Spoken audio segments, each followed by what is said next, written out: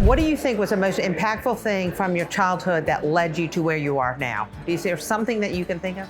I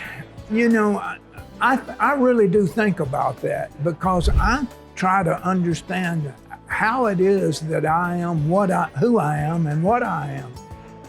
And my childhood memories are filled with, I knew all the old ladies and old men in my neighborhood.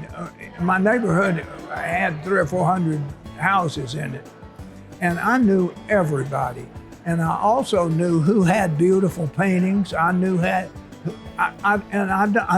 didn't know what I was looking at, but I literally would go in people's houses and look at their stuff. And my godfather was a Quaker from Philadelphia and had gorgeous paintings. Uncle Bill Spears, who wasn't my uncle across the way, had beautiful rugs. And I'm looking at this stuff. How's some damn little 7, 8, 9-year-old kid know what he's... I looked at silver-headed walking canes. I looked at Murano glass in the 50s. I looked at this stuff. I didn't know what it was, but I think that all of those experiences with those people who had collections informs who I am now. Do you think your parents thought you would be where you are? No. Well, I'm not sure about my father, because my father was 54 when I was born. So imagine he was 70 years old when I was an outrageous 16-year-old. And he died 10 years later, so he didn't see. He did tell my oldest sister that I was the most like him of all his 7 children. So I guess he saw something, but he wasn't around to see the first iterations of my avocational interests. My mother was, and said to me one night, sitting across the dining table after 2 or 3 glasses of wine, "You know, I never thought you'd turn out this good."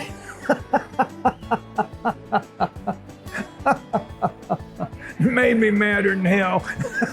Maybe it gave you more of a fire to do even better than you did. Yeah, I mean, boy, I didn't care for that one. But, so the answer is no.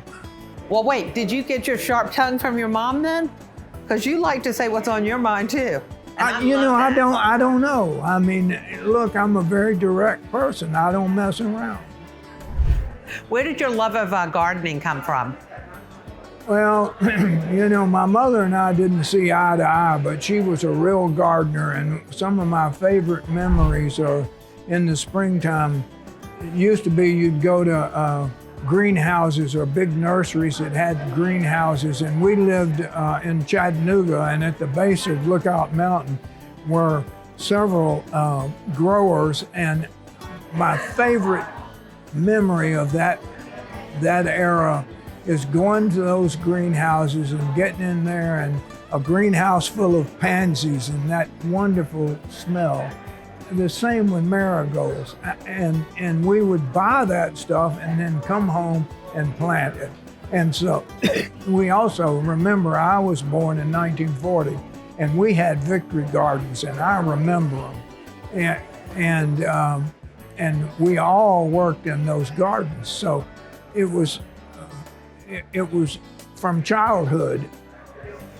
That's something obviously your son has gotten from you, but in a totally different way with his bonsai plants. Well, he got his interest in bonsai. Of course, I had beautiful gardens around our house in Atlanta all through his childhood. And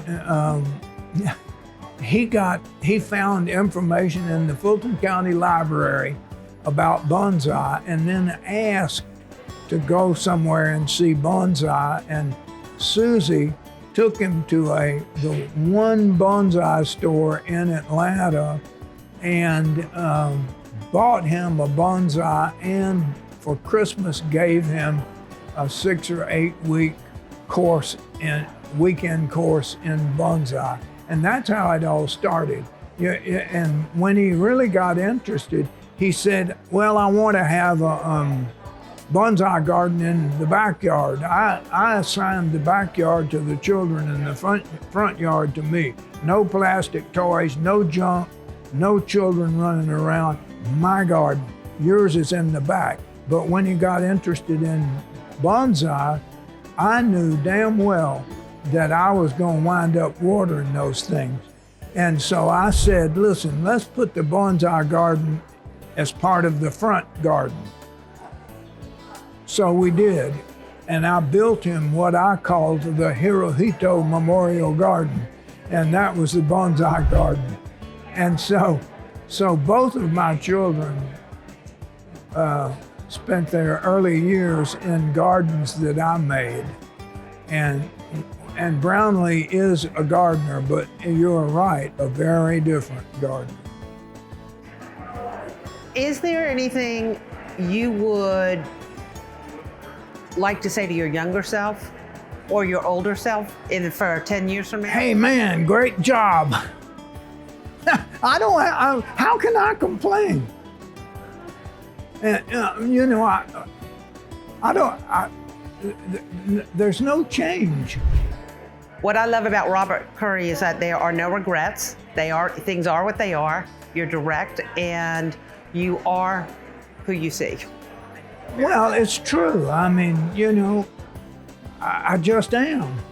I really don't know how to think about that because you're correct. I mean, if I'm thinking it, I'm liable to say it. Anything else you would like to talk about? You've just given us some fun stories to get to know you. This is just about to get to know Mr. Robert Currey.